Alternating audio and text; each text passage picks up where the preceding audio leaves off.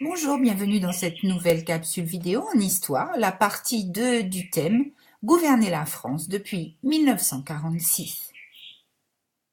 1958-1962, la Ve République de Gaulle renforce le rôle de l'État. La situation d'impasse politique liée à la guerre d'Algérie permet le retour du général de Gaulle au pouvoir. De Gaulle au pouvoir à partir de 1958 veut restaurer la grandeur de la France. Le rôle de l'État est toujours aussi important, mais associé de plus en plus aux acteurs privés. À ce moment-là, la France est de plein pied dans les 30 Glorieuses, et cela donne des ressources à l'État pour moderniser le pays. En 1967, l'État réalise 50% de l'investissement en France. L'État met en place une politique de grands travaux pour moderniser l'économie. C'est la construction d'autoroutes ou d'aéroports comme Orly et Roissy. C'est également le programme Concorde, le développement du secteur informatique ou encore du secteur touristique. À partir de 1963, la Datar est chargée de l'aménagement du territoire. Elle encourage et accompagne notamment la modernisation des campagnes.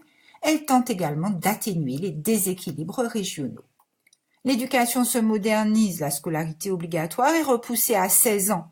On crée et on construit de nombreux collèges. La culture devient aussi un axe à part entière de l'action de l'État. C'est notamment la création du ministère de la Culture en 1959.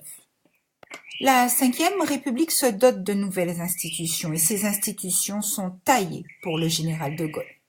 Les nouvelles institutions reflètent ces orientations. La Constitution de la Ve République consacre la suprématie du pouvoir exécutif en renforçant les prérogatives présidentielles.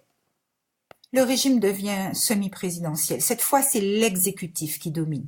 Le président de la République, d'abord élu par les assemblées, l'est au suffrage universel direct à partir de 1962, ce qui lui donne une prééminence écrasante sur tout le personnel politique. Il peut dissoudre l'Assemblée nationale, il nomme le Premier ministre, peut faire appel directement au peuple par référendum et dispose même de pouvoirs exceptionnels en cas de crise grave, l'article 16 de la Constitution. Le gouvernement dirigé par le Premier ministre conduit la politique de la nation et partage l'initiative des lois avec le Parlement. Le Parlement voit son rôle réduit, il n'investit plus le gouvernement, il ne maîtrise plus son ordre du jour et son travail est très encadré par l'exécutif. À bientôt pour une prochaine capsule.